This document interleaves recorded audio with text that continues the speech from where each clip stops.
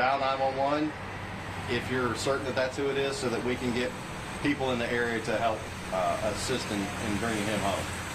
We know that he is autistic. Is he verbal, or can you describe Yes. like how? That's correct. He's high functioning autistic. He is verbal. He will interact with you. However, because of the autism, there are some concerns with how he communicates or maybe receives communication. And then you also said he left without a cell phone or anything like that. There wasn't anything on him whenever he left, you know? That's correct. Let me go ahead and have Ms. Perkins from the Sheriff's Office address some of that, as she's more familiar with him. Okay.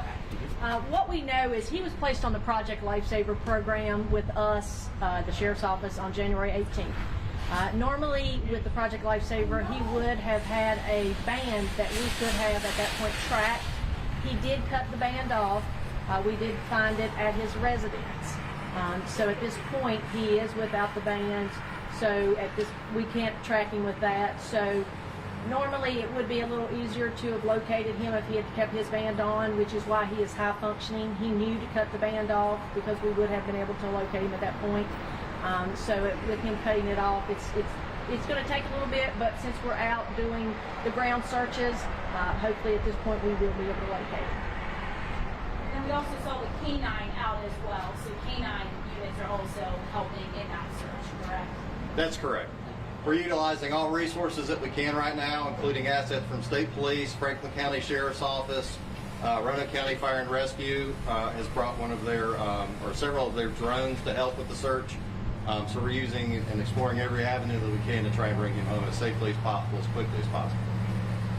Why is Franklin County involved? What are their resources? They have a bloodhound. And also, the terrain that you're surrounded by here is kind of challenging, would you say? That's correct. Wooded and uneven, leading down to the river, so there's a lot of wooded areas. That's correct. Which is why we have to search it on foot and using the drone and other assets that we have, including the dogs. Considering the amount of time that he was missing, how concerning is it right now? The longer that he's missing, the more concern that we get.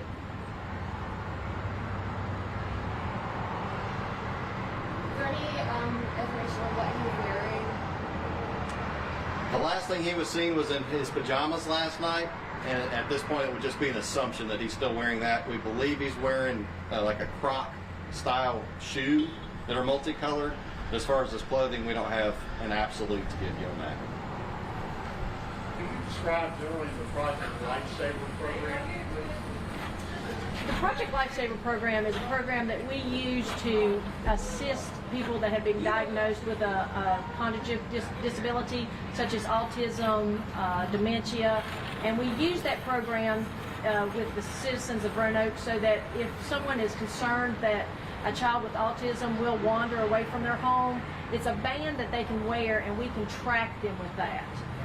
So his guardian did reach out to us. We did place him on the program, like I said, on January 18th, so that we could use it so that if he ever did wander off, however, him being high functioning, he was able to cut it off, and that's why we can't just go out and use our equipment. When we were dispatched this morning, we did go out with our equipment, and then that's when we found it in his residence. Is this the first time that he has been missing, or is this a common occurrence? I know that you put the band on from January 18th. This was the first time that we had come out searching for him while he's been on Project Lifesaver. Prior to that, I'm not sure if he had wandered prior to that, but his parents did reach out to us.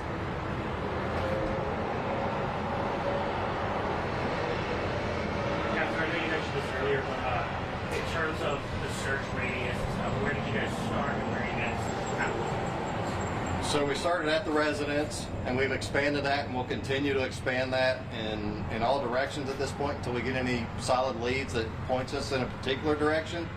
So we're not excluding anything, and we're not limiting it to a certain area. Can you estimate how many people are involved, personnel? Last count, when I walked over here, we have at least 60 emergency services personnel with more on the way to assist. So we know that we have 60. There's at least that many. I know in situations, sometimes it takes long for an Amber Alert to be issued, or is this a case where that could be issued? Yes, there's also another alert that was just activated within the last year that we're trying to get the information entered into. It's an autism alert, which is very similar to the Amber Alert, and we're actively working on getting that entered so that that could go out as well. We've hit social media platforms. We've reached out to media and press as well for help, and we've tried to spread his picture as far and wide and as quickly as we can to get everybody's help as a force multiplier.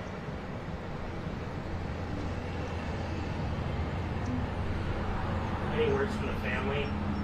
They're just really worried about him, and they'd like to get him home as quickly as they can and safe. Yes. And Trevor Shannon, our emergency manager for the city of Roanoke, has a missing poster, a larger size that he's going to bring up here for us. I have some smaller ones as well that we can hand out, but it's the same pictures that were shared earlier. You want to try and get a shot on this?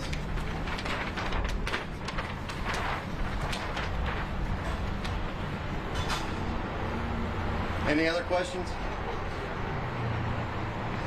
Do you all mind saying and spelling your, just like saying and spelling your first and last name and giving us your title?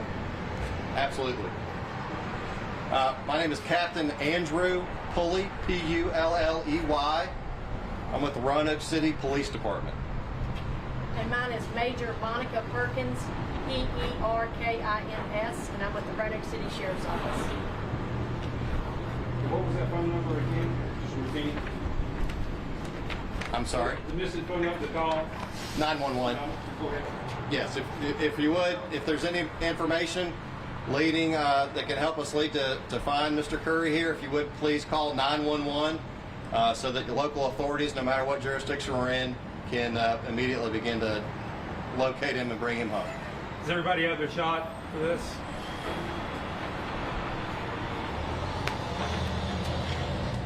We can probably get this out as a PDF too, if you'd rather, if you want to put it up on screen.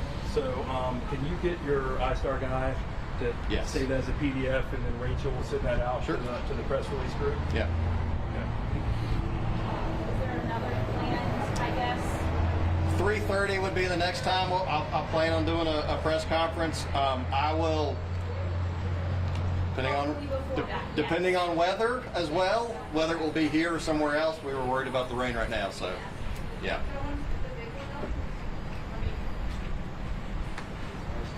We'll plan on 3:30, and Rachel right now is helping us with our public information, or you can call Caitlin Klein's cell phone. It'll ring in my pocket. Thank you. What do you want to do with the date?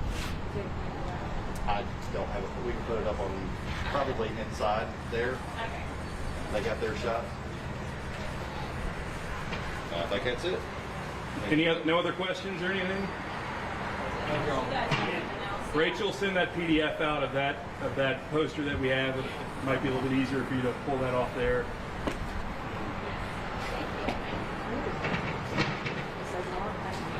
Just did. Yeah, that'll be that. No, I agree. I agree.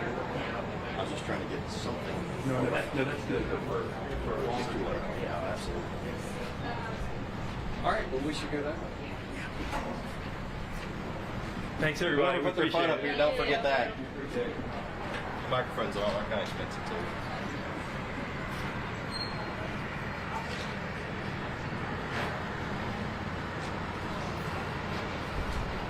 Hey, so you go to the street. Okay.